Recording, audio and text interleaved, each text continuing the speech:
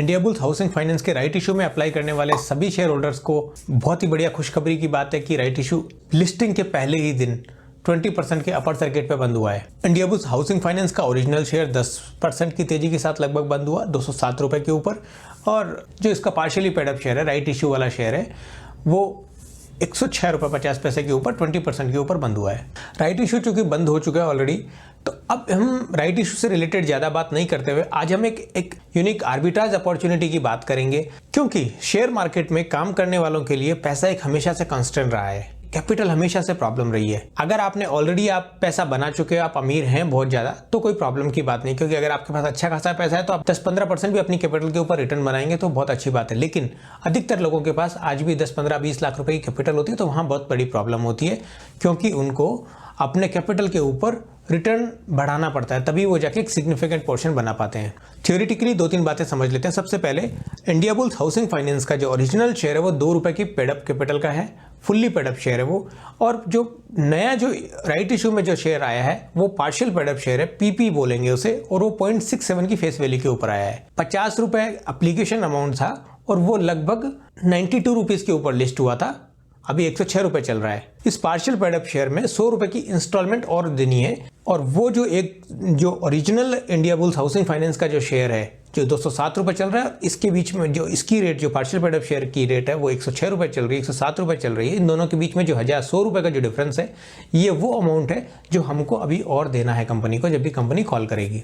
जो arbitrage opportunity generate हो रही है, उस अपॉर्चुनिटी को हम 2 तरीके से टैप कर सकते हैं। सबसे पहला, हम कैपिटल फ्री करके बेसिकली जो पार्शियल पेडअप शेयर है वो इक्विवेलेंट टू ओरिजिनल शेयर हो जाएगा जब उसकी 2 किस्तें और दे दी जाएगी, और 2 किस्तों के बीच में अमाउंट है 100 रुपए का।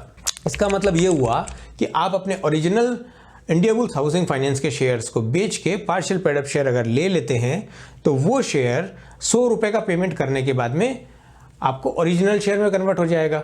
लेकिन वो पेमेंट करना है आपको 12 मंथ्स के पीरियड के अंदर।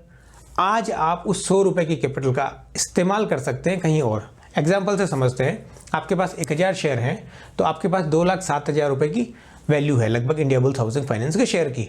अगर आपने वो बेचा तो आप अगर 1000 share India bulls housing finance के पार्शियल पेडअप शेयर लेंगे, पीपी लेंगे उसका, तो आपको 1,07,000 रुपये देना पड़ेगा। जो रिमेनिंग 1 लाख का अमाउंट है वो आपको इंस्टॉलमेंट में देना है जब भी कंपनी कॉल करेगी। तो वो जो इंस्टॉलमेंट अमाउंट है, वो इंस्टॉलमेंट आपको आज नहीं देना है, उस पैसे का इस्तेमाल किसी और अपॉर्चुनिटी के लिए ले सकते हैं। ये तो हुई बात एक तरीके से। दूसरे तरीके से, अगर आप इंडिया बुल्स हाउसिंग फाइनेंस के ऊपर बुलिश हैं, अगर आप इस शेयर में इन्वेस्ट करना चाहते हैं, आपके पास कैपिटल नहीं है, क्योंकि ये शेयर F&O में भी नहीं है, MTF में अगर आप लेंगे तो आपको M2M आता है, अगर ये शेयर F&O में होता तो भी आपको M2M आता। उससे बचने के लिए एक 50% का ऑलमोस्ट रिस्क फ्री लेवरेज है, वो आप पार्शियल पेडअप शेयर में इन्वेस्ट करके ले सकते हैं। इसका मतलब ये हुआ कि अगर आपने इंडिया बुल्स हाउसिंग फाइनेंस का ओरिजिनल शेयर आपका बेच दिया और आपने इसमें डबल क्वांटिटी ले ली, तो जो रिमेनिंग अमाउंट है 50% वो आपको 1 साल के अंदर देना है, नो डाउट। अगर आप नहीं देना चाहते तो जब भी कंपनी कॉल करती है आपको देने के लिए, आप उससे पहले एक शेयर बेच दें। जो बायर होगा उस शेयर का, वो उस कैपिटल को, वो उस अमाउंट को भरेगा।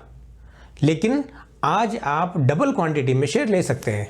अब यहाँ 2-3 बातें ध्यान रखने की बात है। पहली बात, मैं यहाँ किसी भी तरीके से आपको इंडिया बुल्स में निवेश करने की कोई सलाह नहीं दे रहा हूँ।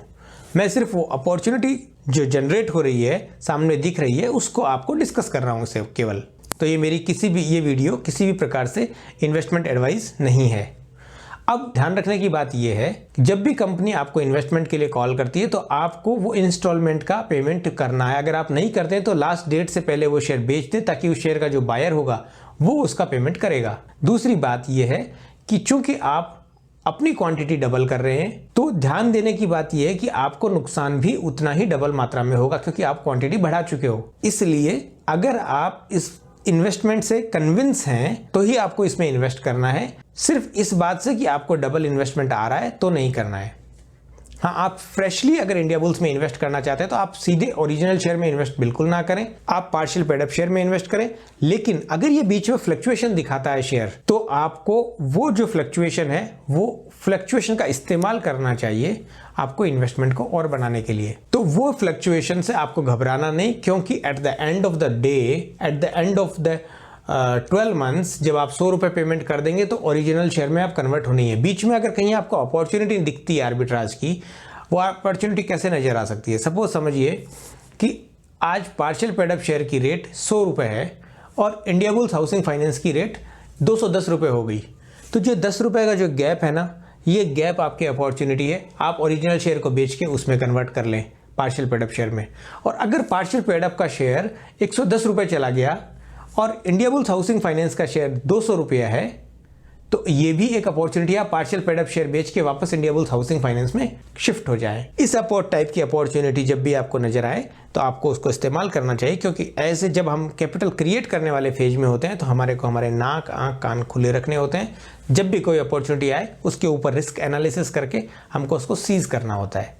उम्मीद करता हूँ ये जानकारी आपको अच्छी लगी होगी। अगर ये वीडियो आपको पसंद आया तो वीडियो को लाइक कीजिए, अपने दोस्तों के साथ शेयर कीजिए और चैनल को भी सब्सक्राइब कीजिए। Thank you.